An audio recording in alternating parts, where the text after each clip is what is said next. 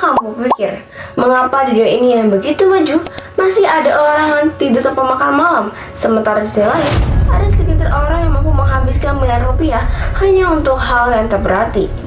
Mengapa pertumbuhan ekonomi terus naik, tapi rasa adil masyarakat justru terasa makin jauh? Pertanyaan inilah yang menjadi titik awal bagi kita untuk menelaah kembali apa sebenarnya makna kesejahteraan dalam pandangan Islam dan bagaimana Islam melihat pemerataan ekonomi serta keadilan sosial sebagai fondasi kehidupan umat. Dalam ekonomi modern, ukuran keberhasilan seringkali hanya dilihat dari angka pertumbuhan produk domestik bruto atau PDB. Semakin tinggi pertumbuhannya, dianggapnya ekonomi semakin maju. Tapi, apakah benar demikian? Islam tidak melihat kemajuan semata dari angka-angka. Bagi Islam, ekonomi bukan hanya tentang seberapa banyak kita menghasilkan, melainkan seberapa adil hasil itu dibagikan.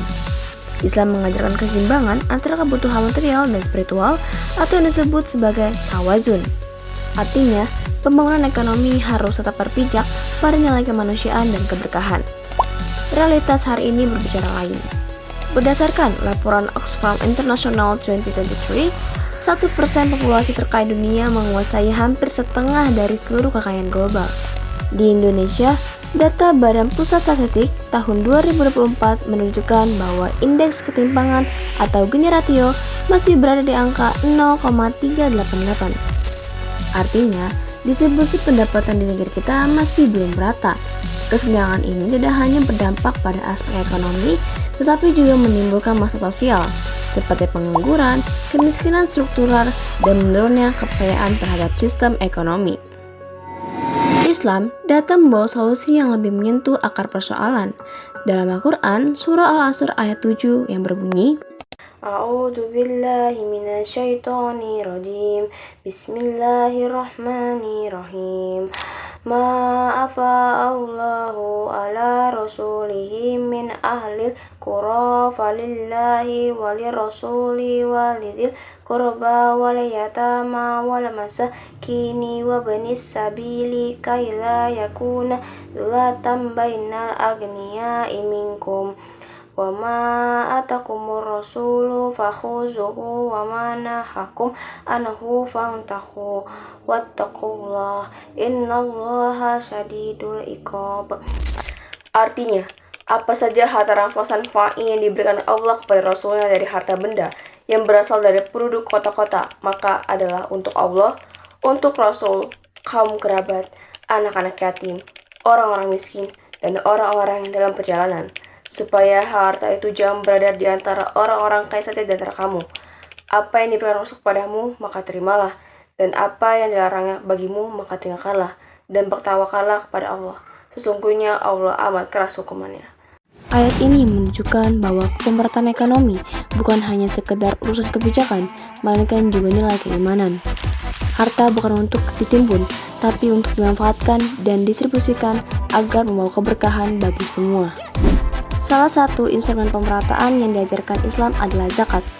Zakat bukan hanya ibadah ritual, melainkan sistem redistribusi ekonomi yang sangat strategis. Menurut Basnas, potensi zakat nasional Indonesia mencapai lebih dari 300 triliun per tahun. Namun, baru beberapa persen yang benar-benar terrealisasi. Artinya, masih ada potensi besar untuk bisa dioptimalkan untuk mengurangi kemiskinan dan menciptakan pemerataan. Jika potensi ini dimaksimalkan dengan pengelolaan modern dan transparan, maka zakat bisa menjadi pendorong utama kesejahteraan nasional.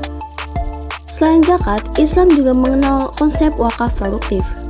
Wakaf tidak hanya berhenti pada pembangunan masjid atau sekolah, tetapi juga bisa dikelola menjadi aset ekonomi yang berkelanjutan, misalnya untuk modal usaha mikro, pembiayaan pendidikan, atau pemberdayaan petani dan nelayan. Dalam konteks ekonomi makro, pemerataan juga menjadi kunci stabilitas jangka panjang. Ketika kekayaan terkonsentrasi hanya pada segelintir kelompok, daya beli masyarakat melemah, dan potensi konflik sosial meningkat. Sebaliknya, ekonomi yang merata akan melahirkan masyarakat yang kuat, produktif, dan saling percaya. Itulah mengapa ekonomi Islam menempatkan keadilan sebagai fondasi, bukan sebagai hasil akhir, tapi sebagai proses yang harus terus dijaga. Kita, sebagai generasi muda ekonomi Islam, memiliki peran penting dalam mewujudkan cita-cita ini. Karena sejatinya, ekonomi Islam bukan tentang siapa yang paling kaya, melainkan siapa yang paling bermanfaat bagi sesama. Maka, ukuran keberhasilan ekonomi dalam pandangan Islam bukanlah seberapa banyak yang kita miliki, melainkan seberapa besar manfaat yang kita sebarkan.